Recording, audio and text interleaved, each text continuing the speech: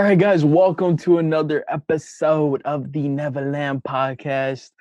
This is episode 92. We told you Hey. guys 2 episodes a week. We actually stuck to it, thankfully. Yeah, we barely got it this week. we barely got it Hey, in. y'all but hustling, G. Hey, I commend you. I am trying to think of so many concepts. I can't even get one a week out right now dude, because my perfectionist mindset is fucking me up. Yeah, dude.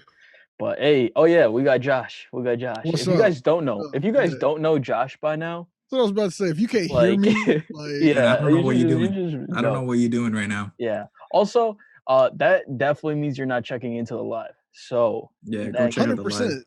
Thursday Come watch this Thursday live. nights. I mean, also, if you follow either of us on Apple Podcast, the other podcast pops up right underneath. Facts. Yeah. Like it'll be like, oh, you watch Neverland, or it'll be like watch Miseducation, which is super dope. Like, yeah, that's ill. But yeah, no, definitely. Dude, that's you ill, should know dude. by now. You That's should know so by now. ill. ill. Yeah, Is that the word? That's so ill, dude. Putting that one in? Are we trying to bring? Dude, isn't that word from like? Yeah, I was about to say, isn't that like 10 years old, real quick? Yeah, that's like Lil Wayne Carter 3 era words. Yeah, legit. See, I was listening to Push. Okay. And so that's why. Okay. That's why. That cocaine rap in your ears. Yeah, that man's a villain. That man's a straight villain. That's why. Exactly. Your iPod Nano. Push is he's a different energy, different animal. But this episode we're gonna be talking about Beyoncé. This is all. Yeah. Hell yes. Beyoncé. That's why I'm here, because I am a real stan. Like, yeah, so I'm gonna leave a lot of the talking to Josh, since he's the stan of the situation. I will take a bullet for Beyoncé. Yeah. Oh shit. It's just reality. She's not from this planet and needs to be protected at all costs. She's not human. Yeah, and if she is, then she proves that black women are magical. Before we get into the real Beyoncé talk, so you guys have seen how she talks about like how she's like turns into like her demon self or some shit. Like it even takes her over. Yeah, right. That's her personality when she performs. Yeah. What was the question? What do you think about it? Like, I think it's necessary. Yeah, you think it's necessary? Yeah. Would you say that you have a different character when you're creating a TikTok versus your real self? I don't know. Maybe. I think you do. You have two separate Instagrams, my G. Yeah. You got it. No, personal one, same though. thing. I don't use my personal one though. But you just said, but you have a personal one, which means that the other one is obviously a persona. Yeah, so I mean, I think we all exist in persona. I mean, I guess Jay Treb is a persona. Yeah, I guess I have the brand. I have the brand Paris, right? Like I have the brand Paris Licari versus Paris Licari, the real person, right? The only thing is that I think Beyoncé takes it deeper in the sense that she has a different mentality, a different walk, a different drive. Like when Sasha Fierce is present, and this is crazy. I was watching an 85 South episode that dropped today, where Music Soul Child, a guest on the episode, spoke about how he has multiple personalities that he uses when creating music. So I mean, like, I think it's very reasonable for her to have that split, because if you don't, like, you can't be that same Beyoncé that's on stage at home with your kid. Yeah, exactly. You can't. Like, Sasha Fierce got to be on this stage. This has to be a different energy, a different drive, 100%. A different reason for moving. Like, and then when you get home, you get to be Beyoncé. Or even when you write the songs, you get to be Beyoncé, you know? Yeah. But like, man, when you're that good at what you do and you're that intense about it, I feel you got to separate that shit from yourself. You know, because even if you look at other top tier artists, look at Kendrick. Kendrick has Kung Fu Kenny. He has Kendrick Lamar. He has like actual Kendrick Lamar. He's got Dot. These are personality. These are person. Every time I hear him freestyle, I always think, okay, this is K Dot. Right. Exactly. When I hear him on one of those melodic tracks, I'm like, this is Kendrick Lamar. Yeah. Exactly. Exactly. And then like all of damn Kung Fu Kenny. He is left and right hitting me with the karate chops. Yeah. Yeah. I don't know what's happening. Exactly. It's definitely something that's necessary. I think that the way she presented it though made it kind of goofy, but the music was too good. That's what I was saying. Okay, she dropped an album when I guess we'd probably be in about like 6th, 7th grade when the album I Am Sasha Fierce came out. But you got to keep in mind, Halo is on there, Diva is on there, Single Ladies is on there. So no matter how goofy we even thought she was for saying that she is Sasha Fierce internally, Sasha Fierce gave us Single Ladies. That's gems. I like Sasha. She cool. She cool by me. Facts. Straight up. Bro, Yeah, no, that's true, because also like best example is Kobe, I feel like. With the Black Mamba. Because the Black Mamba, dude, everyone talked about it recently, like after he passed, but like even before that, I think Anani and I were talking about how like the mentality. Kobe basically before he retired and then after he retired is a completely different person. Like 99% on that court, he had to be Mamba. On that court, he was the Black Mamba, dude. He had to be different. That man wasn't friends with anybody.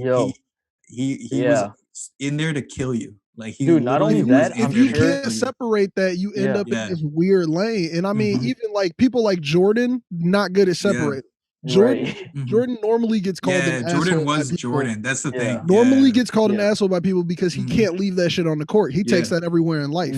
But I mean, like, it's not good or bad that he takes it everywhere in life, but that's what happens when you can't separate the two.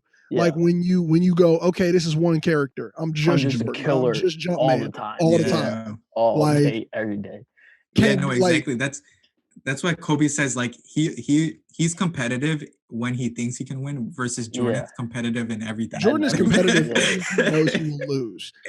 Bro, legit. Even if he knows he's gonna lose, he's gonna compete. He's gonna make it a competition. Jordan's one of the motherfuckers where I'm like, I feel like you were betting on your games.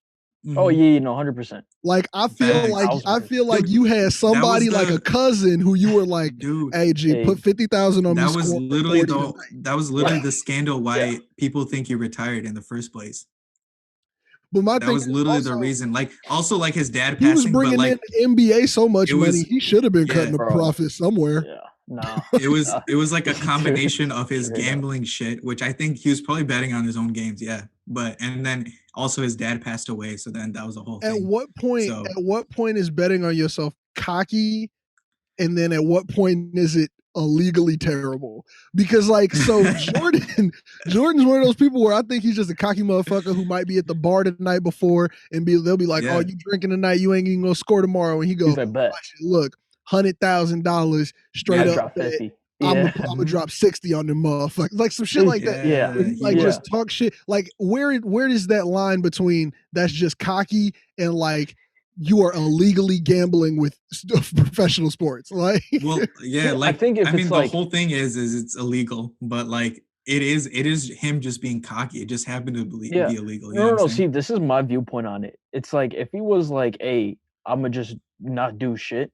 I'm gonna bet on us losing. You bet the under. Yeah, then that's a problem. But if he's like, nah, I'm about to drop 70 on him, I don't see the problem in that. It's like, all right, go kill. like go off. Yeah, but like, at the same time, like what if like I guess it's like the bet could be more complex, and that's the scary part. Where it's like, hey, look, I'm gonna do a triple double. I'm gonna score 40 on him, and I'm gonna get 5 rebounds. So that means if the 6th rebound is coming towards him, he gonna duck real quick. Yeah. And be like, hey, hold up, G. I got some money on the line. Like like if it goes to that, then there's a huge problem, obviously. But otherwise, I think if it's a way to motivate yourself, go crazy. But I see why the league would probably be like, the league would be like, hell no. The league would be hell no. You can't be profiting off yourself. But dude, honestly, that might be the reason he retired, dude. Like that literally. I believe it. Yeah, because he had legit, dude. It was like legit gambling. This man would gamble all the time. That's crazy. Yeah, no, he's known as a gambler. That's literally crazy, dude. He gambles about everything. He is. Dude, if anything, it was that because remember he was friends with like this mobster or some shit. Like, oh yeah, that was a whole thing during one of them. So maybe what happened is that he had a problem. He was in a deal with that dude. And that dude would always bet on Jordan, and he'd get some cut or some shit. And that might have been the whole thing. You know what I'm saying? And he was just shady as fuck. You know, like everything about it is shady as fuck. That part I'm not. That part I'll never like. Even if it's just being cocky, it's shady. Like yeah, that was hella shady. Facts. But now going the back way to he that went Beyoncé about though. that. Going back to Beyonce. I want to talk about the choreography. Oh yeah, we're talking about Beyonce. Yeah, we're talking about Beyonce. She's the Jordan of music. Oh, music. Yeah, for sure. This is and I mean, before we even get too deep, this performance, and I'll go on record and say it, is one of the best performances to happen in our lifetime, next to people like Michael Jackson. Like I consider Michael Jackson to be the best performer to have walked the earth while I've been here. And Beyonce is a hard tie with this specific performance. Yeah, like I knew Beyonce was dope. I've seen her live before. This was different. Like to pull this off less than a year after having children, to pull this off at just in the aspects of the technicality of the show and then the musicality of the show, like this is not a small undertaking to make perfect. And she did it twice. Like it's crazy. Like I mean, like I mean, I remember watching it the first time it came out, right? I was like, yo, this is nuts. But then like every other time I've watched it, I'm like, yo, this is like actually crazy. It's like, crazier than I thought the first time. Exactly. I'm like, yo, like each step is perfect. Like, that's like how. And it's not just her. Everybody. Everyone. Yeah. That's everyone on that stage, from the band to the dancers to the choir to the people who she brings on as features. Everybody is perfection. But I think she encourages that by her being so dedicated to what she does. Like you don't want to mess up next to somebody who's working 10 times harder than you. Like not only is Beyonce doing the same shit you're doing, she's doing more than that, and she's singing the entire time because she believes in live microphones, which is something a lot of performers don't believe in. So she's actually singing out there for you. And on top of that, she came up with the entire show. So like you, like when you're next to her, you're like, I gotta hit every fucking point. I gotta be on every beat. Every note has to be correct. Like even the lighting people are like, the lights better be on point. There's one clip on YouTube where her lights are off during the song Diva, and she just in the middle of the song screams, somebody's getting fired, and then continues back into the song because her lights were off. Like it's perfection because she's like, if I can do, you demand perfection, right? Like, and she has every right to demand this perfection. Exactly. Like I mean, I mean, we're comparing it to Jordan and Kobe, right? It's the same shit. It's like you she steps onto her court, she comes with that same energy. You gotta bring that shit. You gotta bring it. Like, no, because it's like, yo, I'm doing all of this. It's perfect. If I notice the smallest thing off, I'm gonna notice it because you've created it. I came up with it. If there's something wrong with it, you're gonna know instantaneously. I'd be like, hey, like you just have to flick the light switch. What the fuck are you doing? Like you're just be pissed. You have to point a light at my body. Like yo. You cannot do that. While I am on this stage providing the show of everyone's lives. Bro, straight up. Like, yo. Bruh. It's nuts. She's one of those people where even though she doesn't write all her music, no one ever cares. Because no one can perform it the way she does. 100%. Give that song to somebody else. I dare you, it's not gonna sound the same. 100%. Like 100%. Delivery, like because it's a lot of people say like, oh, quote unquote show. Like Beyonce, you're going to a show. Like nobody's providing shows anymore like this. No one's putting the detail in. Bro, like this is caring about the people who buy your tickets. Right. This is caring about the people who have bought your music over the years. Like to drop it on a platform like Netflix, she could have been like, this is an exclusive DVD. All of her concerts are recorded. You can buy them on DVD. My mom has most of them upstairs and I've watched them all. But it's one of those things where she was like, no, I want to give this to the masses. Right. It's on Netflix. Like she was like, I want to let you know, like this is such a salute to the fans. Like this could have happened and we never could have heard anything else about it. Like it could have just been like you had to be there. Like you had to be at Coachella to do it. But she was like, no, stream it. Everyone, go ahead, watch it. Like, come on, that's so crazy. And I have so much respect for her. Like I honestly do not think that she is cut from the same cloth as us regular humans. No. Like Yeah, no, it's honestly insane. Because it's yeah, dude. Like I know me and Josh, we've talked about this before. It's down to the Air Forces. I always go to the Air Forces just because it's like, how is how is it like zero creases, no What do crease you stuff do? Air What do Force you mean? One? It's just new. That No, but it's Nah, like it's just perfect. It just looks that's perfect. goofy. That's Everything about goofy. it, That's goofy. That down to the That's just a new shoe, Air Force. That's such just dude. a new Down to shoe. the shoe. That's what I'm Nothing bro, saying. there. Like, There's everything nothing is crazy about that perfect. part. But but it's yeah, just everything It perfect. is else, I no. You agree. want to know why it's crazy? Because even if they're purchased, it's one of those things where it's like Yeah, they bought new ones for every time they did this. Yeah, yeah. that's true. That's true. Like every That's time, Like, attention yeah, to that's detail true. because that's something Yeah. you don't have to do. Mhm. yeah, Every Yeah. outfit that everybody wears in the Mhm. homecoming, personally made yeah. for them. Mhm. Tailor fit. Every single, it's Yeah. not like we got a couple sizes for you. It's like we're gonna take your measurements. You get 3 outfits. This is the night you wear this one. This is the night you wear this one. Yeah, These are your shoes. Mhm. Yada all, bro. Attention to detail. bro. Yeah. Like most, like man, I don't know. It's a Yeah, no, it's lot, crazy. bro. Like, Down I to think the even depth. yeah, like down to the outfits, like when the outfit changes happen, when the lights change, like everything, like down to the wire. My favorite Yeah, is Drunken Love, where yeah, she's on this Mhm. huge riser that's soaring yeah. above the crowd, and it's like Yeah. going out and Facts. she's singing one of her most crazy sexual songs that's a huge Mhm, hit. And mhm. when the lights fade and it cuts to Lilac Wine by Nina Simone, Yeah, and there's now 2 Mm. performers on the stage dancing. That's so she Yeah. has enough time to get down off of this huge platform and she walks around the stage. She gets back to her mark as they're wrapping up the Lilac Wine part right there with the dancing. And yeah. she comes back in at the surfboard part of Drunken Love. And then they do Mm. Swag Surf by Fly. Oh All my of this Yeah. happens within 45 seconds. yeah.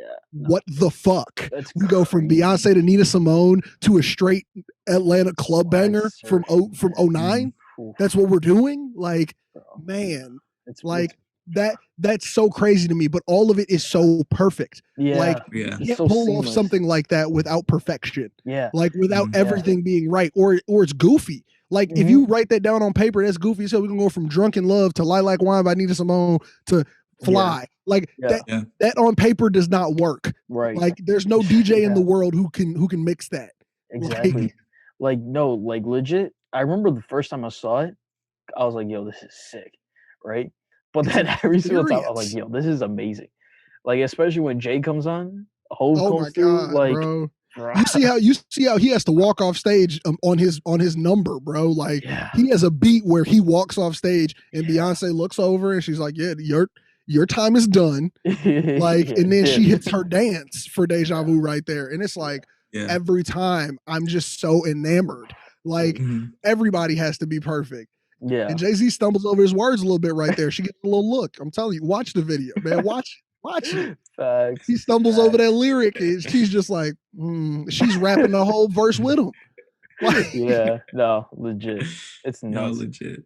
Like, even talking about Jay-Z, like, I love the part where they show him, like, when they're getting everything done, Beyonce's like, "Hey, nah, this." And then and Jay-Z has to be like, he's "Alright, see sitting you next to guys." her in the director chair, and he's just like, "You're doing a great job, guys." Yo, yeah, he ain't gonna And say shit. He's not gonna say Beyonce is like shit. yelling at He's everybody. She's like, Bro. "I don't know why this don't he's look good. Why don't this look like this?" And yeah, Jay he's is not just Yeah. gonna say like, nothing.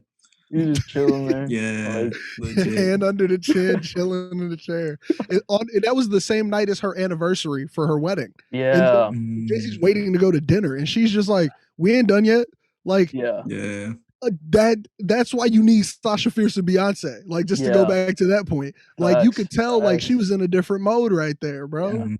Yeah, no, it's like, cause like, I think, yeah, going back to the basketball reference, when you see, like, people at the top of their game just doing it, like, you can cut through camera, you can see that, oh, that zone that they're in is The different. eyes look different. It's different. It's like Like, they don't see it the way we see it. Like yeah, they're adding up an equation that we yeah, cannot visually comprehend. exactly. Like, But like Yeah. the bro, the output of that equation is what we love to see. Like exactly. when you're looking at like somebody like a basketball player like Kobe, I guarantee you that he like when he does something dope, his court awareness doesn't make it look as dope as what we see. Yeah. Like for him, it's like 1 + 1 = 2. Like I'm gonna go over here, I'm gonna fake off this, I'm gonna hit this little fadeaway, and I'm gonna run back down court. Yeah. But for us, we're like, how the fuck did you see it?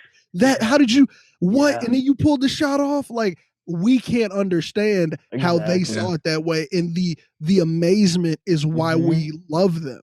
Yeah, no, exactly.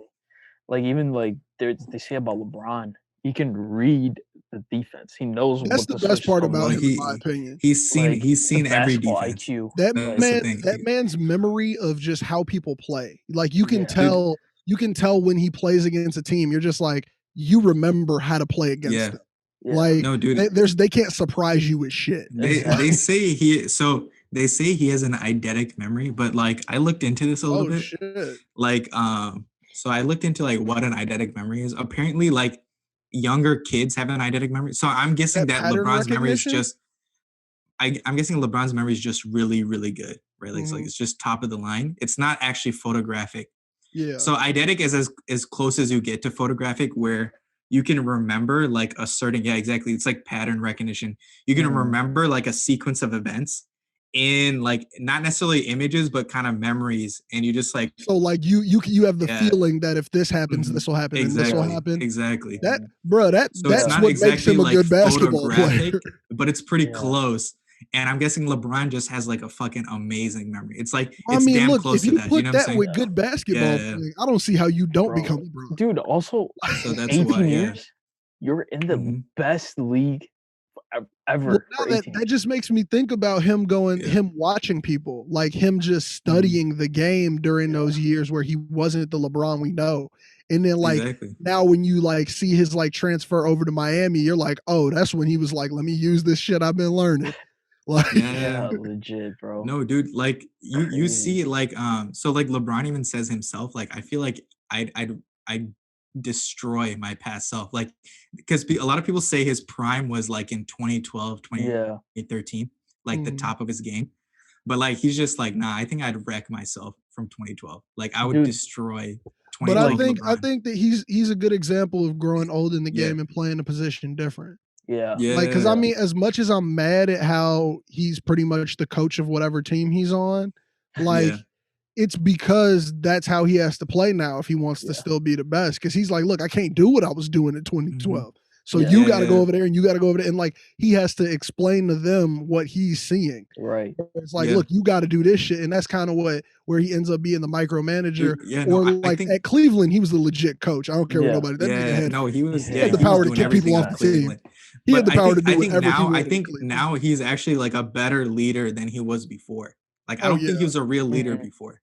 Like that, I would say that when he was with Cleveland, it wasn't that much leadership so much as it was ordering people. He was telling people what to do. Now I think he's like a real leader on the Lakers.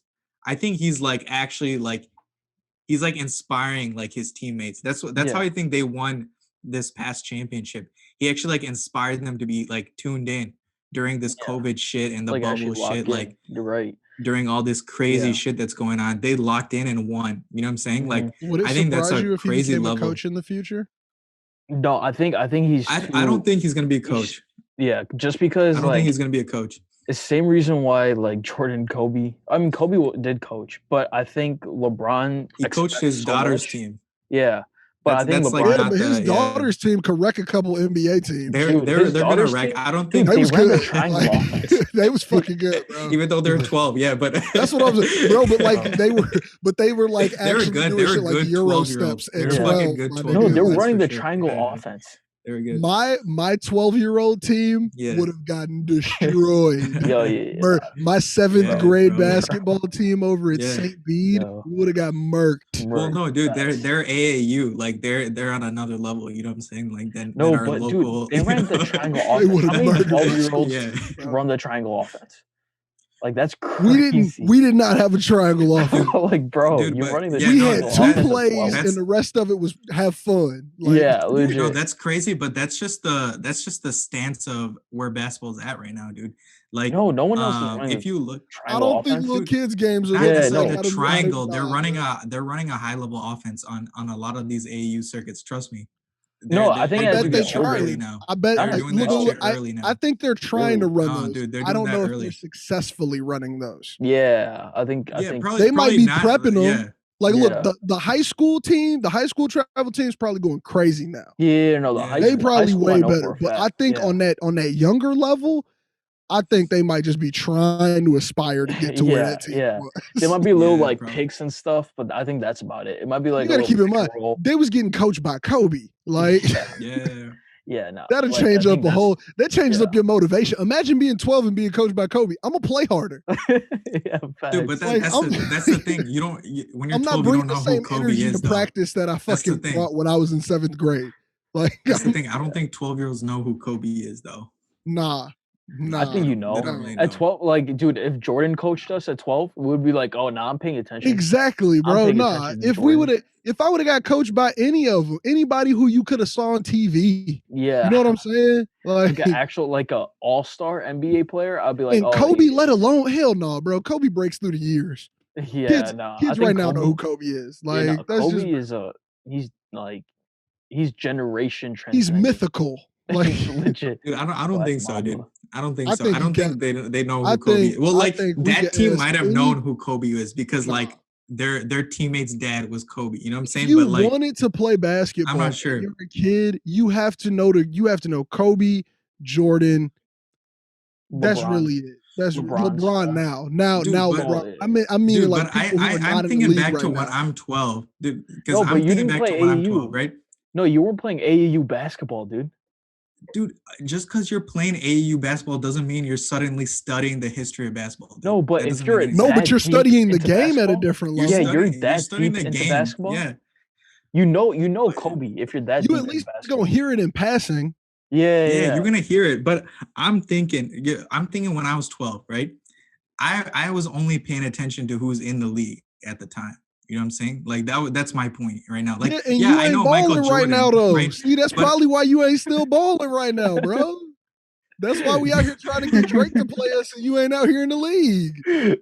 No, but maybe you would have been in the league if you studied. My point is that I was into like the stars at the time, and even Michael Jordan. I learned more about Michael Jordan as I got older in high school and shit. You know what I'm saying? Like, does that make sense? I wasn't good at basketball, and I knew about Michael, Scotty. No, I knew about him, but I didn't like. I was just like, yeah, cool. They're like Larry Bird. I knew all of them, bro. I knew the OG Celtics teams. Like, I knew all of that shit, bro. No, that's what I'm saying. Like, I mean, I don't know. I was terrible at the sport, bro. You know, I was bad, and I had the most knowledge on the team.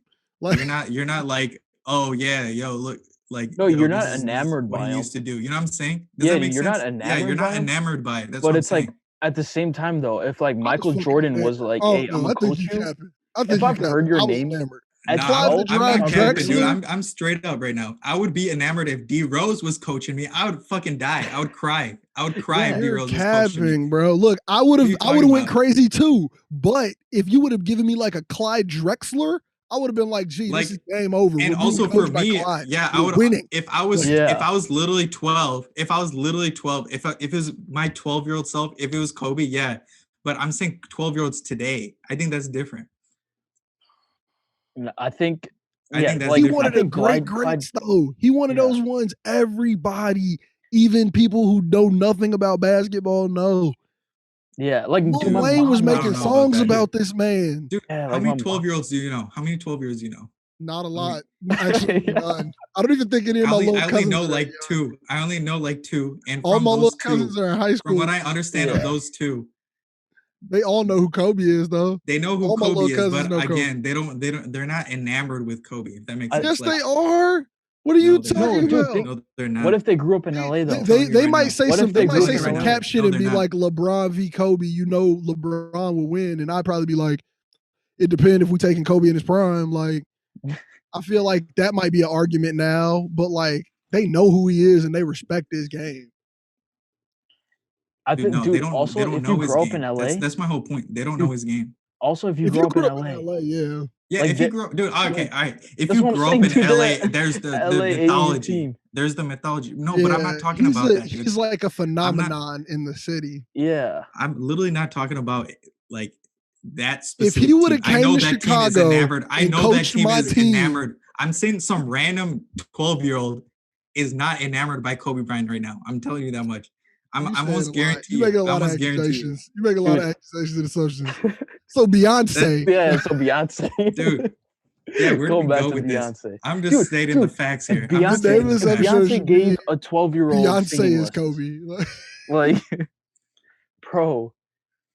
Dude, that would be pretty intense. I don't know if that 12-year-old could handle it, dude. Honestly, if she would, she would go off. She would go off on him. If Kobe would have came and coached my team, I would have went crazy. Dude, because that's our time though. That's what I'm saying. You're thinking in if your perspective. If Clyde Drexler came up. Dude, because Kobe was in his prime when we were younger. Larry That's Bird, what I'm saying. Clyde Kobe Drexler, was literally at Kobe Julius when we were growing up. Like any of those people could have came. I would have been excited at 12. Me, dude. If Dr. J coached me, I'd be like, oh shit. Whatever. Dr. J, you didn't know what Dr. J did. Dr. J, dude, it doesn't matter. That's what I'm saying. It doesn't matter. It wouldn't have been cool to be like, yo, this is no, it'd be cool, but I'm saying you wouldn't be like, oh my god, Dr. J is coaching me. Yes, you fucking would. No, it would. No, you wouldn't. How many famous basketball players were itching to you'd realize it later, dude. You'd realize it later. At 12, you don't have that type of context, dude. Are you kidding me? At 12, I have enough context to go, this person played in the NBA. They're cool to me. That's cool. Yeah, you're like, okay, dude, that's cool. You wouldn't be like, oh my god, Dr. J is coaching me right now. That's some BS. That's some BS. If they became your coach, you would do research on it, and then you would eventually be as enamored as somebody who saw. Okay, eventually over time, but initially you'd be like, okay, like I don't know who this dude is. Dude, also, you know what I'm saying? Everybody just brushing off old people. Like, nah, dude, I think you just be brushing off 12 in soccer. If Pele was like, hey, Pele's gonna coach your soccer team. You become enamored once you're educated on what they did, dude. That's my point here. And if you have no education on what they did, you never saw what they did. In a time like now where on Instagram you can see Kobe clips every fucking day, I think they're still enamored. Like, granted, if we didn't have the internet, maybe not. But like, these are clips that get replayed and replayed and replayed on the internet, G. So I would assume that they have a broader base of knowledge than what we had when we were 12, meaning that they would respect more people than we would have respected. Maybe because of all the Kobe clips recently. Yeah. But I mean, So I mean, maybe that's just more of the recent aspect of it. Maybe it'd be if that's the case where you're seeing like old clips, I guess. We still see shit like Jordan clips out there right now. So we still see like, Shaq clips, and they like, you're forgetting Kobe had shoes that these kids were wearing. Like, you may not have seen him play, but you might have his shoes on, G. Yeah. Like, because that's the thing about Jordan. Like, Jordan's gonna surpass time because he had a dope clothing brand, a dope shoe brand. Like, he's gonna be throughout time, because eventually you're gonna Google that Jumpman on the back of your shoe, even if you don't know nothing about basketball. Yeah. Well, I mean, also Jordan he's a mythical creature, dude. He's like a dragon. Yeah. I mean that's another conversation, right? That's another conversation. He's a fucking unicorn. Yeah. Like, everyone and their mom knows Michael Jordan. You know what I'm saying? Like, but I think Kobe is their Michael Jordan. Yeah. You think so? Dude, yeah. But Michael Jordan is still Michael Jordan, though. I think they know Michael Jordan's in a different bracket now. He's not in the same bracket he was when we were kids. When we were kids, Michael Jordan was in a way bigger bracket than what he is now. Especially now that we know so much more about him, and he's so much more easily accessible. Actually, it took away some of the myth. It didn't take away all of it, but it took away some of the myth. So I would argue that he's not on the same pedestal. He's on the same money level. He's on the same, if I meet him, I'm gonna ask to take a picture level. But like, he's not on the same level as that. Just like, it's fucking Jordan. Like, shut down the fucking city for him. Like, you ain't got to shut down the city for Jordan no more. It's just gonna be annoying people like me asking for photos. Like, it's not gonna be the whole city and every camera is on his face. Like, legit. Yeah. But I think Kobe might have taken that slot. I don't know. Time will tell though. Like, that's one that time will tell. Maybe. I don't know. Yeah. Unlike this Beyonce, which time don't gotta tell. This shit was amazing. Hey. Facts. Beyonce. I knew from the moment I viewed it. If Beyonce came to Chicago, shit would be shut down. immediately. Dude, what do you mean? Not only should anywhere. Yeah, no, that's what I'm saying. Like literally anywhere. She go to the fucking panhandle of Literally anywhere. Yeah, facts. Literally any part of the dude. Anywhere, dude, I'm calling for this right now. When we go to Mars, we need Beyonce's concert on Mars real quick. Bro. You think Beyonce's gonna go to Mars? Yeah, she getting on no spaceship. She gonna die on this planet. Dude, she earned too much Mars real quick. Bro. Yeah, no, that's facts though. Beyonce could go anywhere. I think there's a whole bunch of celebrities who won't go. Dude, because they like, look, a space concert, dude. That'd be freaking crazy. Yeah, but see, that's more in the space of the Post Malone, Travis Scott. Like Travis Scott, Astro World, like that ain't gonna be. Beyonce ain't doing that. Yeah, like you're floating and shit, and like you're watching. You know, Travis Scott in the fucking Kardashian family probably got already the sequel to do Astro World in space. Yo, legit. There's gonna be the 10th anniversary of Astro World. Astro World live from space. He gonna be in a suit. It's all gonna be voice recorded.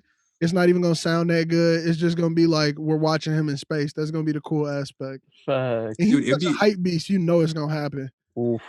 Dude, so much merch. Imagine a music video's filmed in space real quick. Like they're literally moonwalking. You're not the only one who's thinking about it, bro. Dude, that's crazy. And you know the song is gonna have a moonwalk line. Dude, yeah, Kid Cudi, Man on the Moon. Kid Cudi, Man on the Moon. Cudi wouldn't do it. Cudi wouldn't do it. Cudi wouldn't do it. Don't put that on Cudi. Don't put that on Cudi. Don't you dare. Yo, Cudi, go to the moon. Cudi, please go to the moon. Please. And film a music video for us. Don't get involved in that hype beast shit. Don't get involved in that shit. Leave that to Travis. That is good for Travis. His disciple. Yeah, his disciple. Leave it to his disciple. That's what I'm saying. There you go. Yeah, all right. Nah, that ain't for Now, if he did a listening party on the moon, like Man on the Moon, 30-year anniversary, we listening to it on the moon with Elon. Okay, but don't you dare make a new one.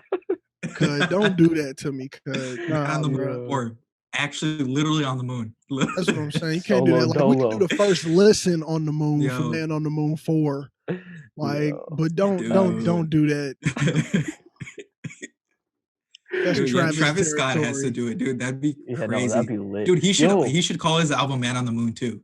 Like he should call it like Man on the Moon, like something. Yeah, some shit. Man on the Moon as well. On the moon. But like he's literally on the moon though. Literally, other man on the moon. Yeah, like literally. Yo, no. So I was watching. That's the equivalent of just another podcast. Yo, nah, dude. No. So I was watching. Fuck was I watching? Some podcast.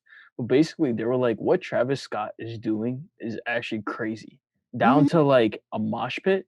You think about a mosh pit, it doesn't matter what race you are, what your sexual orientation is. None of that shit matters. That's supposed to be the whole premise between moshing, dude. I got a whole bunch of friends who love to go to concerts and mosh, and they're like, the whole point is no one gives a fuck. Exactly. Like you don't care. I was like, I've seen them happen in front of my face. And I always take 2 steps back because they're violent. But like, no one gives a fuck when you're in a mosh pit. Yeah, no, like, straight up. But they were saying like that along with like, dope. Yeah, but he was saying like that along with all of his endorsements. It's like McDonald's, Nike, PlayStation, like literally anything. He's what happens when like you get the person, and I mean, I need to stop calling him a hype beast because he's not. He has the hype beast following. Yeah, like, he's a leader. He's a leader of hype beast. When you combine being a leader of the hype beast with Kardashian level marketing, where else can you go but where he's gone? No, also think genius. Like we've never seen it happen before. Dude, legit. Kanye kept Kanye with at least how he did the shit. Like, of course, the Jenner shit seeped over and the Kardashian shit seeped over, but like it seems like he's gone full into how the Kardashians run their shit, but for music. Right. Like, dude, not only that, he's a business man. Let's go. No, but down to that, think about he wrote for Rihanna, made beats for Rihanna, worked with Hove, made beats for Hove. He's been in the studio with all of like, dude. He's learned from everyone. Like he was in the studio with he Beyoncé. learned from Kanye for the shoe deals. He learned from Jay-Z about business. He learned the Kardashians how to market. Alcohol. Like, dude, he's Like, pulled it all together and he's It's become Travis genius. Scott. You know what I'm saying? The way That's he what it put it is. together is so smart. And I mean, I say that as somebody who's a fan of past Travis way more than I'm a fan of new Travis. But I get it. That's the thing. Like that's the part of being a fan. I don't have to like the new shit. I get it. I get all of it. Yeah, like exactly. I respect the man for every step he's taken because they're smart. Like, and this all started with him looking at the back of a Kanye record and calling the number on it to get an assistant who eventually just put him in the right places. Like, genius, bro. Yeah, no, like legit. Like he was talking about. I watched an old interview. It came on my YouTube recommended. I was just watching it, and they were asking him about like, yo, you work with Beyonce, you work with Rihanna, you work with Jay-Z, all these people. Like, how did it happen? Like, he was like, yo, a lot of it, I just got lucky. Like, I got so lucky that, yo, I got placed in these positions. Most of this shit is like luck plus being good. Exactly. Like, exactly. You need to be ready. You need to be ready when that lucky opportunity hits, and he's ready every time. Yeah, that's like that's McDonald's is ready. He ready for the fucking McDonald's deal. Exactly. Like, bro, Fortnite was ready to do a concert inside that shit. He was ready to do it. Yeah. Like, he has always been ready when the opportunity comes. Exactly. I've always loved it. Because also they asked him, they were like, yo, when you make beats for these people, these like the goats in the industry, how do you do it? And he's like, yo, I grew up just learning if I liked a Rihanna song, how do I make the beats for that song? So now why is that song good? Right. Like I know her style, I know Jay-Z's style, I know Beyonce's style, I know Kanye's style. So now when I'm in the booth, I'm like, yo, I don't like these drums. I'm gonna remove these drums, add these drums in, because I know Kanye fucks with them. And so now you like that's a Kanye beat. It's such a dope way of going about it because it's literally it's like learning. Man, a lot of this conversation ties into how people work, like just what we've been talking about. It's that watching the game, so you know what to do when your number's called. That's where it starts. It's like that's why like they say like have like a good mentor or some shit, even though you don't always need one, right? But in some cases it's legit, right? Where like you just saw Travis Scott, he has like 5 different mentors, you know what I'm saying? Like, but that's exactly what got him to where he is. But like that's where it got him there. No, but Kobe had Jordan, right? Yeah, like, but it's to get those mentors, you have to put in the work before. I feel like to put in the work before. Oh yeah, you can't be unprepared. If you're unprepared, that puts you in the one-hit wonder category. Exactly. Like, dude, it's Jay-Z's like, not gonna you had your big opportunity and you blew it because you couldn't capitalize. Yeah, like Jay-Z's not gonna like be you out didn't here have just mentoring anything. anyone. Like if Travis Scott didn't have anything after Rodeo, you would have been gone. But he was like, nah, all I needed was for you to open the door, bro. Right. Like I give you 3,500s, but now we got Birds in the Trap, St. Brian McKnight, and Birds in the Trap. Like man, those albums, Days Before the Rodeo too, bro. Those so good. That makes sense. Crazy. I was like, this is the sound of somebody who's been waiting for an opportunity. Yeah, no, exactly. Like I love when I hear music like that because like once you get the opportunity, you're gonna change up in some manner, whether it be good, bad, indifferent, doesn't matter. But when you can hear in the music that like, yo, he sat down and was working on this. Exactly. Dude, even Owl Pharaoh. Exactly. It was a complete Owl Pharaoh is amazing. Like Owl Pharaoh is so good. Like you hear the talent. Like there's no denying. It don't make no sense. Bro. Like the way that he works sonically is so much different than a lot of people. Yeah. No. Like dude, that's why everyone's the way copying that he puts sounds together. Yeah. Like, dude, and the way he uses auto-tune. Auto-tune, that's what I was about to say. Everyone's using that. Who the fuck taught him how to do that? Like he was watching the game. He had to have been watching the game because the way he uses it is genius. It's so catchy. It's so easy to sing along to. Like it's so smart. Like I've heard so many people use auto-tune incorrectly. Like somebody who uses auto-tune incorrectly, who we forgive a lot, Lil Wayne. Like there was a time period. There was a time period where his auto-tune was all over the fucking place. It was garbage. Like if I don't know if y'all remember "Can't Believe It" with T-Pain. Horrible. What the fuck is his auto-tune doing in that song? Yeah, horrible. Yeah. What is it? Like, but then you got like a song like "Got Money" that came out around the same time, and that one sounds good, and it just flip flop back and forth. It must have just been his tuning. Like, you know, you have to keep a consistent tuning on that auto tune versus like it was probably just all over the place. You know, your voice. Like T-Pain is so good at auto tune because he has trained his voice. Dude, he's the auto tune king, man. Before the auto tune goes in, like, and he said, but he's also a true singer, though. That's the thing. He's like a true singer. The thing is, you don't even have to be a true singer to be a good auto-tune singer. You have to know how to sing with auto-tune. So as good as T-Pain is at singing, that's not the way he sings when that mic is in front of his face with auto-tune. Like, how good, like, he's great a cappella, but he sounds completely different if you strip off the auto-tune and you hear that straight voice. He's singing it more in a monotone, knowing how to raise the pitch. Like, it's the same shit of how, like, when Travis Scott can scream through that auto-tune, it sounds perfect. Like, if somebody else were to just turn on auto-tune right now and scream, "It's lit," it does not sound the way that Travis Scott screams. It's lit. Yeah. It's not the same because you have to know how to even scream in auto-tune to get that to sound good. Yeah. Like, bro, that takes some serious studying, trial and error, and like he doesn't waver too much. Like when I hear his auto-tune weird, it's like noticeable for me because that's how good and consistent he's kept it. Yeah, no, facts. Yeah, that's facts. It's like now everyone's trying to copy that sound. Everyone wants that dark sounding song. Every single album. It all starts with T-Pain. I don't care what nobody says. No, that is true though. Everybody been trying to be him since Future. God of autotune. Trying to buy you everybody a drink. wanted to be Future. Yeah.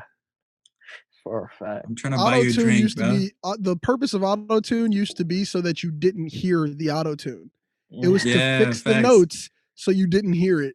Yeah, dude. I mean, it's still used like that, creatives. But rap took it a whole nother direction. You give that shit to a couple black creatives, and they go, "We got something we can do." Yo, it's like, let's tune literally everything. Give it to a little homie from Tallahassee, yeah, and he goes, "I can make a career with this." Yeah, it's like, hey, let me tune everything and let me make this sound real quick, dude. Even you guys hear the story of when Jay-Z made Death of Autotune? Oh, he was so mad at it. He hated Autotune. Yeah, no, but then he told T-Pain apparently, after a couple of years, he told T-Pain, he's like, "This was not directed at you. I fuck with what you do. This was directed at everyone else." It was directed at everybody else. Yeah. Directed at everyone else but you. Exactly. I was like, yo, that's cold. That's legit. Cold. That's so legit. Like that's how mad Autotune was making him, and I understand the frustration. It's still here, and he did not give it a good death. Dude, I mean, some of it's trash, right? Some of it's really good. So it just depends. No, I'm not gonna say some of it's really good. It's a small margin. It's a small margin of what. No, I think it's more bad than it's good. Shit. There's definitely more bad than good. Like even Wayne, Wayne's obviously my favorite artist, but it's like his autotune is trash. Like I love him to death, and I can point to a lot of bad autotune from him. Yeah, his autotune. Like even on songs I actually like by him. Yeah. Like I'll be like, yeah, but this autotune's garbage. I would have rather you just rapped it straight. Yeah, like even Lollipop. Oh my god! I'm like, yo, come on. Lollipop's a little weird. By a good beat. Agree. Yeah, the beat's amazing on that though. Man, oh my! And shout out Static Major, man. He rested. Now that you guys mentioned that, like now I was like thinking of Lollipop. I was like, wait, that is some weird shit. It's not good. It's some weird shit. But so now break over to like good auto tune, same time period. Love Lollipop. Exactly, like Kanye. Exactly. Kanye did it right. Beautiful auto tune on that whole track. Right. Well, Kanye did it right. He did it right on a lot of his shit. So it's like I don't think he doesn't bring it into a song unless he plans on using it as an additional instrument. Yeah. Exactly. Like even on Runaway, like at the end, and that is also another example of improperly used auto tune. Yeah. But he does it for a reason. So good. Like it's amazing though. That's the thing. Yo, it's amazing. But this goes back to me saying so many people are using this wrong and not in a good way. Like it's a 100%. Small margin of people where it's like this is good auto tune. Like this is a song where I like the fact that the auto tune is here. Exactly. Yeah. Like even for Runaway, I saw this thing on TikTok. Right? They were like at the start of it. The first thing, if you listen to it closely, it sounds like, I'm gonna be honest, right? And then their theory is that all like the gibberish is basically him trying to be like, whenever I say my truth, people don't really listen to that shit. That's the entire purpose of it. Yeah. I've done a breakdown of that exact thing, my G. Like really? First of all, I didn't even know I about think I that might have shit. heard back you in say the it back too. in the day, we did an episode Yeah. where like we were talking and guessing what the words were because like I Yeah. feel like I can hear the words clearly in the auto tune. Yeah. And I Wait, feel now I like I gotta can go hear a listen to that shit story again. happening. Yeah. Yeah. But like I'll be honest. it's so crazy because the entire Yeah. purpose is supposed to be you can't really hear it. And another time Kanye does that Can't is hear on his 4 or truth. 5 seconds with Yeah. with Rihanna. If you Yeah. listen to the background vocal, that's him.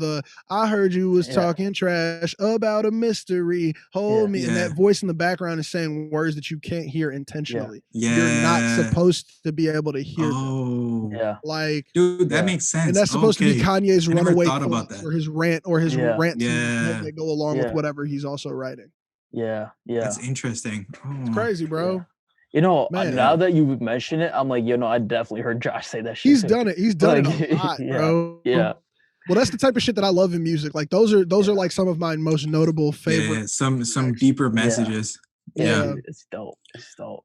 Like that's some shit where like I really enjoy to like dig into that aspect of music because that's the shit that like that's the shit that we love about it, but we don't know why we love it. Like if somebody asks you like, why do you love this? You can't quite put that in words. Yeah. Like the best you can do is describe to somebody the emotion or the feeling. And like, damn, just to loop back to the Beyoncé, like back to that like Lilac Wine Nina Simone thing, like doesn't make sense on paper, but like you're supposed when you to feel it, when you experience you're supposed to get the vibes from the Drunken Love, and then you're supposed to understand how that ties into Lilac Wine and how Nina Simone is singing about her lover and how she sits there and drinks this lilac wine to remind her of her lover. And you're like, oh my God, drunk in love. And then by the time you've put this all fucking together, you're like swag surfing and you're like, holy shit, like crazy. Like, but you're supposed to be putting all of these things together and your brain's putting them together whether or not you know. And that's like Kanye with his pieces, like your brain's putting together this is supposed to be unheard and it's supposed to be unheard because it's this and this, but you're just like, I don't know why I love this, but this is so cool. For real. Like Beyonce does that a lot with the music involved and just how this runs down. Like she uses so many different samples involved. Like even she uses Broccoli by Drum. Like she uses that over one of her tracks in there. And that's on the Countdown. She uses like the riffs from songs we already know. I mean, like it's to draw that emotion. It's to tie the things together that you don't think go together. Man, so beautiful. It's crazy. Music. It's the shit. Craziness. Dude, that's why we have podcasts talking about this shit. Like, bro, my thing is like, my friends are tired of hearing this. My friends, they got tired. That's why we're all here, right? Like, that's literally why we're here. My friends are like, are you really about to explain why this song is amazing for the 5,000th time in the car? Or are you going to let us listen? Yes, we are. Yeah. And I'm like, okay, cool. I'll hold my tongue. I'll say it on air. Bro, like, no, this we were is listening what we to, do. last time we were hanging out, or like a couple times back, we were listening to Amine's out Limbo. We were listening to Limbo, and I was like, "Yo," because we were in Pars's car. I think I was like, "Yo, play what's the song with Vince Staples on it?" Fuck. Which one? I got a lot of Vince Staples features in my head right now. Yeah, I can't think of it. Fuck. Let me pull it up. Can't remember. Pressure in My Palms. Was it new or old? Pressure in My Palms. Oh yeah, Pressure in My Palms. Oh shit, that sounds crazy. Dude, I was like, you're telling me about the beat change? The beat change? I was like, yo, play that shit now. Bro, it's something about a good beat switch that can put you in a different vibe. Dude, that gives you chills. Like that shit, you feel that. You're like, oh my, like you feel it coming. You're like, you get hyped. You get chills and hyped at the same time. And it just like, also, you're like, oh my God. With like, you know? I put the bass in your face, or like he says some like hard shit. I'm like, oh. Dude, I want to listen to that song again right now. Like, what is up with Staples and beat switches? Because I was also thinking before you said it, him being on the Dreamville song. Oh yes, where the beat switches and he goes, "Oh, it's that Dreamville shit." And then he said, "Stuck my gun in dude, the his phone." voice too, I don't know when how he to says act. that shit. I But love like, his what's up with him voice. and beat It's switches, amazing. bro? Bro. He's Dude, the one you call when you need an Yeah. intense beat switch. Also, his voice is like he has one Big of those Fish voices in with hip-hop. Kendrick. Bro. That shit's crazy. Fuck, man. Bro, beat switches are the craziest shit ever, though. Like, that's something where it's like, I don't understand how, and everyone is different to the point where I'm like, I don't get how that engineer or producer was like, this is where we gonna change it up. And then how the writer, how the person who's writing or rapping on it goes, okay, this is how I'm about to switch my flow. And then when it comes together, you're just like, how? Like fucking Kendrick Lamar with what's the one song, DNA, where the beat drops off. Let me tell you keeps rapping and keeps rapping. You can't tell me nothing. Oh my god! Like he gets to the my DNA not for imitation, and you're like my blood starts boiling. I'm just like, oh, I know it's coming. I know it's coming. Yeah. Like the second you hear the get da da geared da up for it. Da da da, I'm like making the money and power to make over marriages, and you just feel that beat switch coming. Doesn't he do a beat switch on Hearts Part 4 too? Oh, don't get right? Yo, that shit's crazy. No, G, look. So this is what I've been trying to tell everybody. The Heart Part 4 was released before Damn. The Heart Part 4 has about 8 different beat switches. All of the beat switches in the Heart Part 4, this is before Damn came out. All of them are used in the album Damn. So it's a preview. It's a preview for the album. I remember that. We did not know it was a preview for the album. I completely remember that. Oh, okay, because I remember listening to Heart Part 4, and I think it's like Element or something. There's some part of Element in there, right? Every song, right?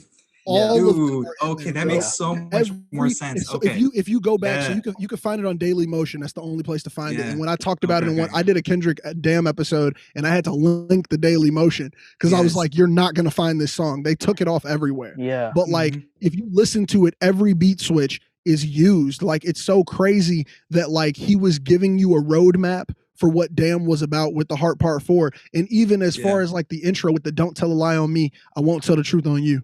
Like, oh my god, G, the insanity of the Heart Part 4. Because I remember when it came out, everyone was like, "Oh, this is like a diss song at Big Sean, blah blah." We didn't really focus on he didn't give a fuck. I don't think any of it was diss tracks anymore. No, I was just like, no, he didn't give a fuck about nobody. This concept is just deeper than what you think it is. Yeah, no, exactly. Bruh. I was in the studio with like 4 different artists when that song dropped, and we stopped everything we were doing. We put it on the big speakers, and we were jumping. When he gets to the part where he goes 1, 2, 3, 4, 5, I am the greatest, bro. Everyone in the room. I'm talking. You got a room full of people. We are shaking the floor. Like, G, it was just so intense to hear because he's like, shut the fuck up. You sound like the last nigga I know.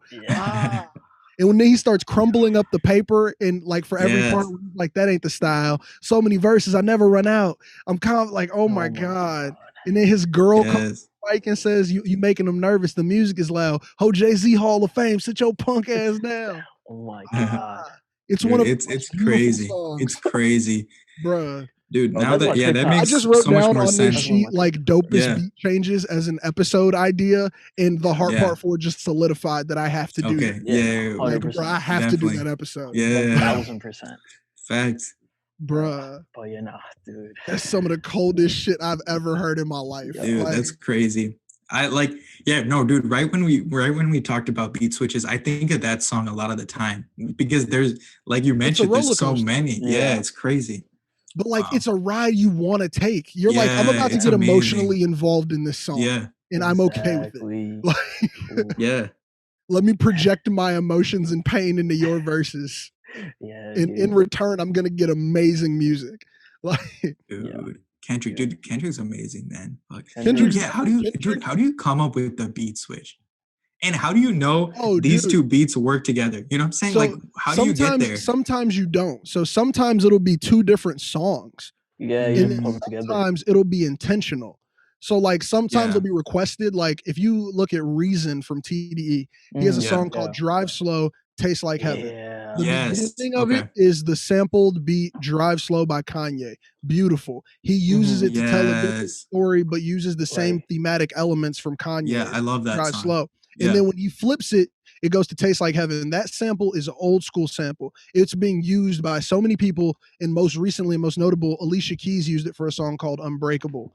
And it's so beautiful that he switches over to that sample, but that's produced by one producer, I think. Or if it's two producers, they both had a hand in understanding how they were going to merge them. How to tie it in. And Reason is the one who wanted the stories merged. So that's one example of how a beat switch could come up. But you see, that's a drastic ass beat switch. I think the more subtle ones are a producer sitting at the crib and they go, like, I'm bored with this beat, but I'm not bored with this tempo. Yeah.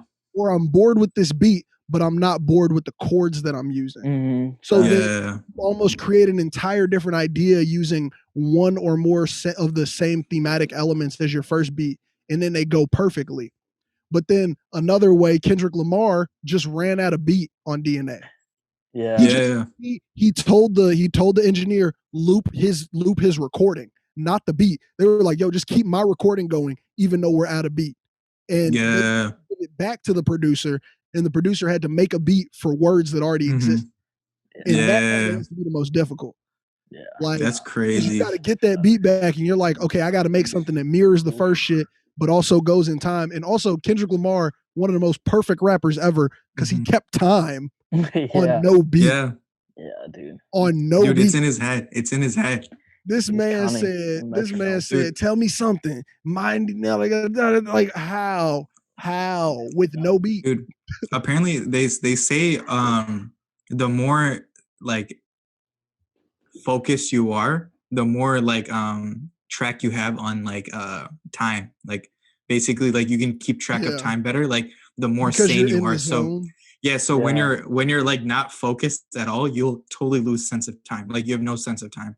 Which, dude, he was probably like if you're locked in. He must have been locked in, zoned in. Yeah, the way I've seen Kendrick zone in before, like his BET cipher that he did with TDE. That's one of the most perfect examples of seeing that man in his element. Like when he just like, I'm about to break the Da Vinci Code. Like, oh my God, high five, legit. I'm bulletproof. Like he's in this zone where it's like I don't even think he cares that there's a camera in front of him. Dude, no, like he's there. He's in there. You bring that cipher up. That cipher was crazy because like insane. He goes up, he high fives Schoolboy Q, right?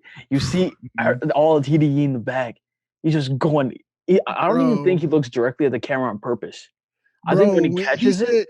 He says one line where he just goes, I'm about to tuck the sensitive rapper back in his pajama clothes. Yeah. And then from that line forward, it was he was zoned. He was tunnel vision K-Dot. Like, dude, he was probably blind, dude. He didn't see shit. He was in his head. Why does he need it? You could tell by the way people release after they say things. That's what I always love to watch. So it's always cool to watch somebody in their element. But I love to see them the second it's over. Like, do you look happy that you did something successful, or what I like to see is like they just got rid of something. It looks like a piece of yourself just left you. Like if you look, even to go back to Beyoncé at the end of the performance, and I'm not talking about the last song. This performance, if you look at it from an aspect of like just the show, she ends it at Love on Top when she sings to the crowd. And she, at that moment, just looks like, I just gave you me. Like it's almost a blank expression. Right. Like when you see somebody freestyle who just killed it, they have this blank expression right after. And it's not that I just did my job, it's that I just gave you some of me. Like you can't get that back. Like Kanye West Pinocchio freestyle that he does in Singapore, in a land where people can't even understand the words that are coming out of his mouth. He says one of the deepest freestyles of his life. He's like getting real deep, real introspective. He's crying on stage, and the second it's over, if you see the video, he looks lost walking off the stage. He looks like he doesn't know where the fuck he is. He looks like just so zoned out, and then like it's just like a weird clarity that you just release something to the world. No, like and that's just like that's such a moment that like Kendrick, and I mean just to back up to where we were, Kendrick has in that fucking freestyle. Like right at the end, it's just like it's over. Crazy. Yeah. Like they even they asked Schoolboy Q, I believe. They were like, yo, was this directed at Drake? And he's like, nah, this is what was on my soul today. Yeah, it was just on. Dude, and I just gave it to you. Yeah. Dude, that's crazy. Kendrick is also one of the dopest freestylers. He doesn't have to write. Yeah, he writes because he wants to. That's why we get these beautiful concept albums that can be played back to front. Because when he wants to write, he can give you that. If back you don't want to, front to back. You a hit. You listen to it back to front. Yeah. When a song like Mad City can become a banger at a party, you've broken the mold. That if you listen to the words in that song, that we should not be dancing. Yeah, no. We should not be dancing. Facts. Bruh, if Pyrus and Crips all got along, they'd probably gun me down by the end of this song. Seems like the whole city goes against me. Every time I'm in the street, I hear yacht, man down, where you from? Like this is not a happy jump around and get but it takes you there anyway, though. That's the thing. It takes you there anyway. That's the crazy part. Bro, if I told you I killed a nigga at 16, would you believe me or perceive me to be innocent Kendrick you seen in the street with a basketball and some now latest to come on. This song was him releasing a piece of his soul, and everybody went, let's turn up to that yacht. Let's turn up to that yacht. Like let's get it going to that part. That's the part. Like, come on. Like, when he sits down and writes with that pen, you can't top it. Like that shit's on fire. After. Even Humble. Yeah, why were people getting hyped to Humble? Like, if Humble's, you look at the lyrics of Humble, dude, Humble's hyped anyway, though. He has songs that you're supposed to get hyped to. Yeah. All right. Everything will be all right. Yeah. We gonna be all right. What you like? Come on, like we're supposed to be hype. Yo, wait, what's that song that plays in the music video? You might know this. In what? Like, in the music video in there? Of All Right. I haven't seen that soon enough to know. Like, bro, recent enough. Yeah, no, watch it like right after this. But like there's Schoolboy, Absol, and I want to say J-Rock, they're in the car right before the it's when they're in the car with the cops carrying them. I know what part you're talking about. Oh yeah, I remember that part. Yeah. I know exactly what part you're talking about. My issue is figuring out what the the actual song is, or like thinking about it. But yeah, nah, G. Because I'm like, yo, wait, what is that? I've never actually never connected that one. Yeah. Yeah, what the frick was it? Yeah, no, I can't remember. I just watched the music video like 2 weeks ago too. Yeah, I can't remember. Yeah, but oh shit, I'm watching it right now and I don't even know the song off the top of my head. Yeah, no, that's what I'm saying. Like I watched it like recently and I was like, yo, what song is this? I had no idea.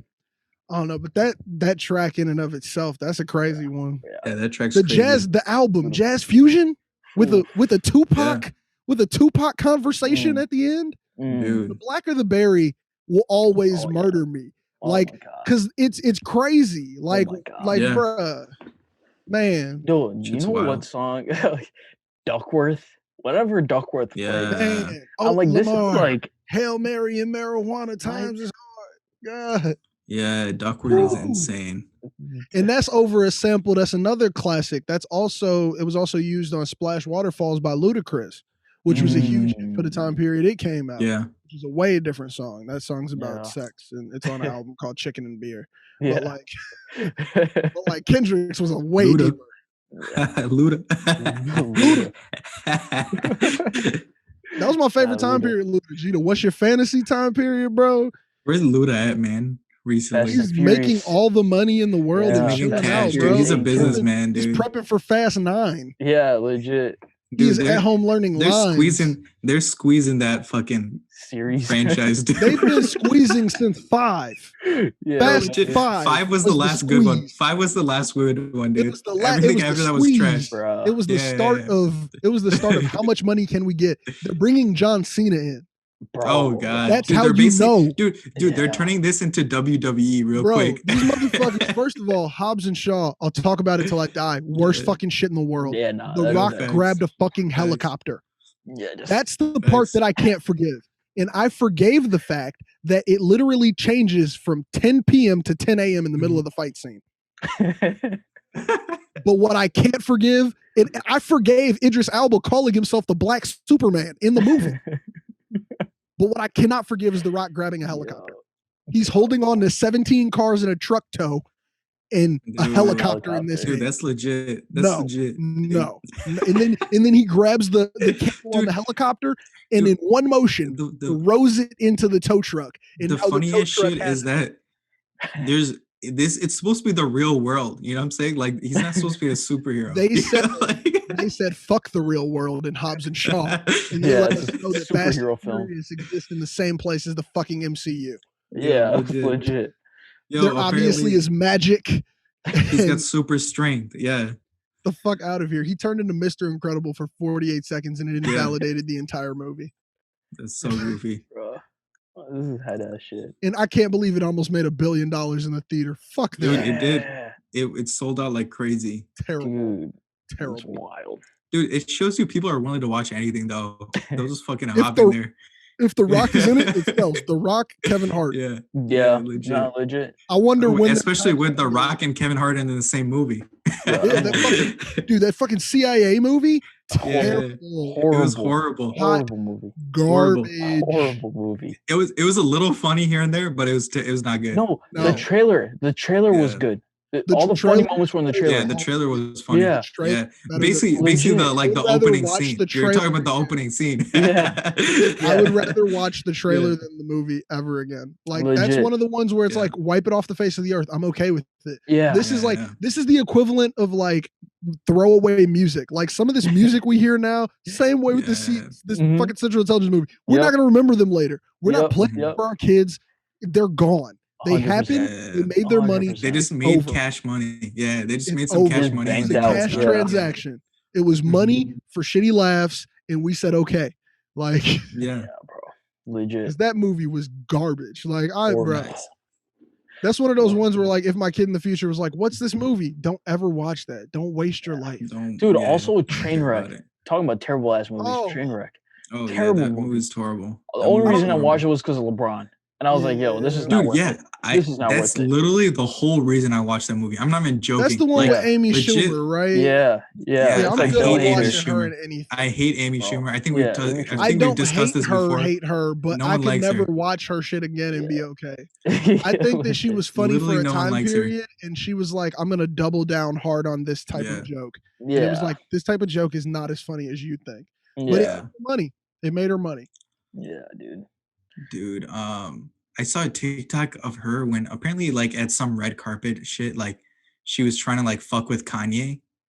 So like she like crawled on the ground or some shit. Like she fell on the ground, like hoping that Kanye would help her like get up. And that motherfucker but probably Kanye walked past her. Kanye walked right past her.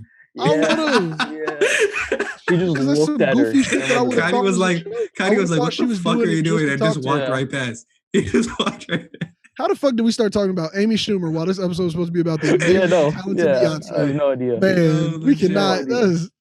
She doesn't even deserve mention next to the name. Facts. That shit was so goofy. So bad. Yeah. Thanks. Man. You guys want to touch on one last Beyonce thing and wrap it? What Beyonce thing do you want to touch on? I mean, I don't know. I can do a shot by shot, bro. So I mean, there you go. So whatever you think's important, Josh. Whatever you think's important, let's do it. Let's touch on it. I mean, so some of the mad important parts that just need to make sure that do not go unnoticed. She was the first Black woman to ever headline Coachella. Yeah. That's crazy. That's amazing. Crazy. Like that needs to be mentioned. Facts. She did all of this within a year of having twins. And that alone is amazing. That alone is amazing, which lets us know that women are far better than men will ever be. No, at me. I don't care. Because no man could go through that pain and get on a stage and do what she did. It's purely because we physically cannot do it. But I mean, also in having children, your voice changes. For women, their voices change far more than we do. That means that Beyoncé had to learn all new arrangements of her own music she's been performing for years. Yeah. And that is something that a lot of singers are not good at going through. And that's why we say women singers are worse when they're older. Beyonce not only adapted, but took it as a challenge. And there's a song called I Care. And it's when she's riffing with the guitar player and they're going back and forth. and she is just shining vocally. She hits notes I didn't think were humanly possible, and it's insane because you have to think she just had kids. Her voice is going through massive changes. This is a new arrangement of a song she already did, and she is literally murdering it. And at the end of it, like at the end of the run she does, she has this like laugh that she does through the mic where she goes ha and smiles. And I'm just like, that is filthy. Like she like, and it didn't seem like she was trying to be cocky about it. It seems like she proved something to herself when she hit that run. Dude. And it's very satisfying to see just in the crazy. Like you can see that energy. That's some energy that like adds to the music that you can't really like describe without. It's like she impressed herself. She was like, yo, herself with the music. It's like crazy. You hear it in the tone, you hear it in the grind she has. Like that song starts off with like it follows. Hold on, let me see what song was right before it. Don't Hurt Yourself and Party were right before that. So there's like a huge vocal rest for her. So she has this vocal rest, and then she comes on stage, center stage, and does this crazy vocal song. This is one of the craziest songs I've ever heard in my life vocally. Does this sitting down. That I don't sound that good standing up in proper condition. And she did this sitting down with all her dancers draped around the floor around her, and it's just insane to see that come out of a human. Like it's one of the things where like you got to see to believe, and when you see it, it's crazy. Like I put her on the same pedestal as Michael Jackson, Prince, whoever you consider to be a great performer and artist. She's right there. Like you have to put her in conversation because of this. At the end of it, during Love on Top, she has a sweat rag. She wipes her face with it. She throws it into the crowd. A guy in the front row catches it, spins around 2 times, and passes out. That's crazy. Did someone steal the rag from him? No. I dare you to try. I dare. He had it clutched. He passes out on the ground. He pops up 3 seconds later. He pops back up. Shit. Okay. He is back up, and through Beyonce's true life force, he is now staring at her once again. But he hits the ground and back crazy. Up, and he's like, "But I can't miss this." And he's clutching the rag. He's just like, dude. And bro, he knocked out and was like, "Oh shit, I'm gonna miss this shit." And I'm gonna miss it. That amount of star power has not been seen since Michael Jackson did the Super Bowl. And the entire crowd, crowd goes crazy when Michael Jackson lifts his hands and takes off his sunglasses. The entire crowd, like people start passing out. Medics are coming through the aisles because Michael Jackson took his sunglasses off. That's crazy. And I was like, I have not seen that sort of energy since then. Beyonce has that. That's some like God level shit. That's literally God level shit. Onto the platform at the beginning of this performance.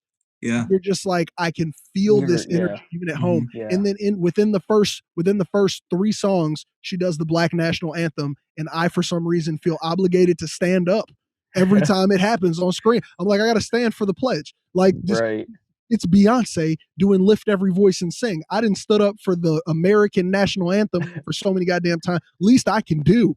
Stand up for that shit. Beyonce, the Black National Anthem. Bro, I'll be in front of my TV. I don't know if you're supposed to hold your heart or if you're supposed to make a fist, but I'll do one of them, and I gotta do it every time. Rotate, because I'm just like, you gave us a full top down performance. She said she never had a homecoming because she was always on the road with Destiny's Child, and she didn't go to college, so she never got to experience this. She said, "Fuck it, I'm a grown woman. I'm gonna make my own homecoming." At the expense of Coachella. Legit. So that's legit. I don't know. Like this is one of the craziest things I've ever heard. Like I could go track for track. I go shot for shot. Everything about it is so perfect and so amazing and so beautiful. It baffles me that a human did it. Like it's not real. I want to touch back on like the when she legit impressed herself. Like I remember watching that. I was like, yo, that like you smile. Like sitting at home, I smile every time. You feel the happiness. Yeah, you're like, damn. Like that, like, if that doesn't motivate the fuck out of you. Bro, this makes me want to work harder at what I do. I see it, I'm like, damn, like I ain't doing shit. Like, bro. Like if Beyonce can do this, which she didn't have to do it. That's a huge part too. Exactly. Her fame did not ride on this performance. We weren't gonna think Beyonce was irrelevant if she turned down Coachella. We weren't gonna say fuck Beyonce and start a campaign if she didn't do this. But she said, no, I want to challenge myself. This was voluntary. top to bottom voluntary. She rehearsed 4 months musically, and then 4 months music with dance. She was there for all 8 months. Everybody else only had to be there for each other for the other one. For 8 months, dude. Even when they show the prep, children, she was only eating fruit for like 4 months. Yeah, that was the crazy part. Her diet was insane. Yeah. What the fuck was that diet? It's the diet of a winner. Legit. She literally said, "Oh, I'm not eating carbs." I was like, "Okay, cool, not eating carbs." But then she says, "I'm not eating meat." I was like, "What?" Bro, her list was so long. I was like, okay, so fruit, water, and what, seeds? She can eat seeds. Some shit. Like, dude, I was like, what are you eating then? She was on the diet of a finch. She was a bird, dude. She was literally a bird. She's on the diet of a literal finch. That's why she sounds like a bird, dude. Doing more cardio than I've done collectively in my life. Yeah. Like, man, dude, like it's something where I love the fact that she gave us the documentary to show us the process. She was like, "Look, I don't want you to just see the finished product." She could have just gave us. She showed the pain. We could have just got the concert, but she said, "No, I have to let you know why this is amazing." She did what I love to do on my podcast. The reason why I started my podcast, to break down something while you're already enamored with it. Right. Like if we just would have got the performance, we would have been like, this is crazy. This is amazing. I know I listened to the album on streaming and I'm like, this is the shit. But when you put it next to, now let me tell you why we did this. Let me tell you how hard we worked. Let me tell you how this one person who's doing baton twirling, she practiced for 4 months next to us the whole time so that she could twerk and throw batons at the same time. And that's something where you might write off if you just saw it somewhere, twerking baton. But when you see the hustle she put in as a first generation American and she's also an alumni from a HBCU, you're just like, now I get it. That's why that shit's amazing. Exactly. I think that's also a huge part when they actually show the dancers.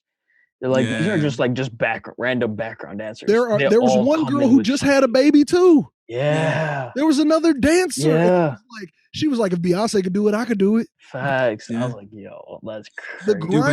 But Beyonce also says that at the beginning. It's amazing to have like all these talented people just express themselves. Like she says that at the beginning. Remember that? Like she was just like, it's crazy. And she just wants to showcase performances. Yeah, she just wanted to showcase what people could do. You know what I'm saying? Like what the black people could do, like just showcase their creativity. That's why it was so amazing. She had every color, every shape, every size, bro. She had everything up there on that stage, and she let them do what was right for them. Yeah. So it wasn't like she asked anybody to go out of their comfort zone. She just said, "Is this your zone? Now give me 100% in your zone." And that's why I think it might be one of the sloppiest performances she had, but it was supposed to be. It was supposed to come from the heart. It was supposed to feel like a HBCU homecoming. You were supposed to feel like you just stepped on campus at Howard and the band is coming down the street and you are watching them. And I was like, I feel it. I was like, I wish my college had something minorly this. Like it could be 1% as cool as this, and I would love it. Legit. Yeah. My school ain't had none of that shit. It was dry as hell. Like, man, I was like, I literally watched it and I was like, I wasted my time playing tuba for boring people. Like, if Beyonce calls me tomorrow and says we're doing Homecoming 2, I need you to play tuba. I'm dusting the tuba off. I was playing that very I'll never do marching band again, but I will be in Beyonce's marching band. Dude, fuck marching band, dude. I hated marching band. I hated it too, but I do Beyonce. I just said I'll take a bullet for her. You think I won't pick up a tuba? Get out of here, man. This is real. When she sings Love on Top and she says this is dedicated to my diehard fans and my beehive, that's personal. She might as well have said, Josh, thank you for all of your listening. Thank you for your years of being a fan, for watching every video. Like, I felt it. I was like, this Love on Top is for me. And if you can do that in a performance, you're successful. That's different. Like, it don't matter how much money you gain from this. It don't matter how much you got paid to do this. You fucking did it. Like, no, legit. Legit. Man. Love Beyonce. Shit. Yeah, shout out Beyonce. That's what I'm saying. That's a mentor I want. I want to be mentored by her and Jay. Can I be your child in music? Like, legit. Can you I'll mentor bring you me coffee. in I'll do creativity, anything. in Like, drive, in hustle? I want to learn from both of them. I feel like their children are going to be the scariest creatures to walk this planet. Bro, just like Jay-Z's hustle and Beyonce's talent. I mean, Jay-Z got talent too. I'm not going to disregard that. But like, put Beyonce's talent on top of Jay-Z's hustle. Yeah, definitely. Yeah.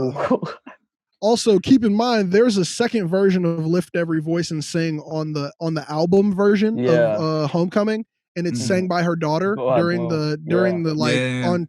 Yeah, she gets paid every time that gets played. Yeah, even that's what Jay-Z was talking about. Her daughter has so many credits, how including the twins from that shit. The twins have credits on a couple albums as well for songs.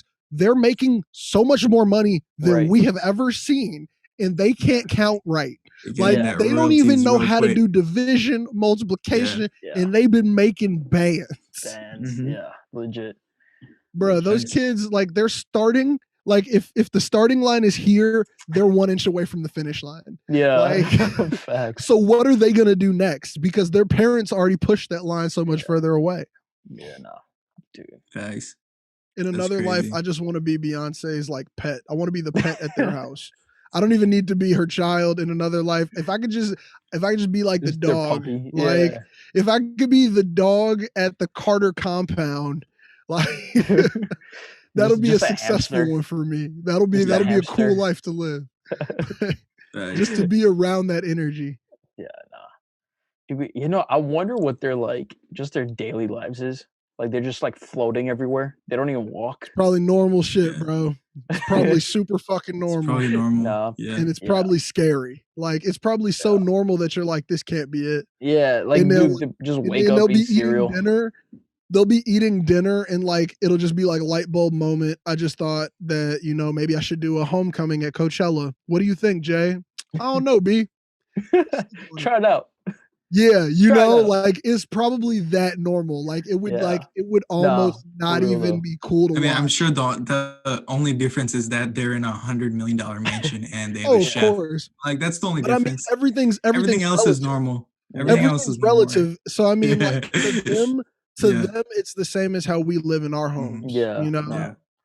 Dude, no. Also, I think when you go home, it needs to be normal. Like if I go, like when we were talking about the start of the episode. If Beyonce goes home and she's Sasha Fierce, like Beyonce don't want to live in Sasha Fierce's house. Exactly. Like you don't want that. You don't want that energy all the time. Like Sean Carter does not want to go to Hove's house. That's what I'm saying. Like popping Ace of Spades everywhere. Like you don't want that. Bro, they hang up Hove and Sasha Fierce at the door the same way you take your jacket off and your shoes. Exactly. Like they that's their now they mom and dad, Sean and Beyonce. Well, Beyonce got the same name. I mean, like she can't really hang up Beyonce. Like nah, but that shit's real, man. It's dope. Like to see what humans can accomplish sometimes is like enough for me to get grind in my life. Yeah, nah. Because it's like y'all could do that. That means that I got the same flesh and blood. Real quick, they're the same flesh and blood. That's why I keep calling her a superhuman. Because for some reason I feel like I can't do what she did, but at the same time, it's like we're all humans.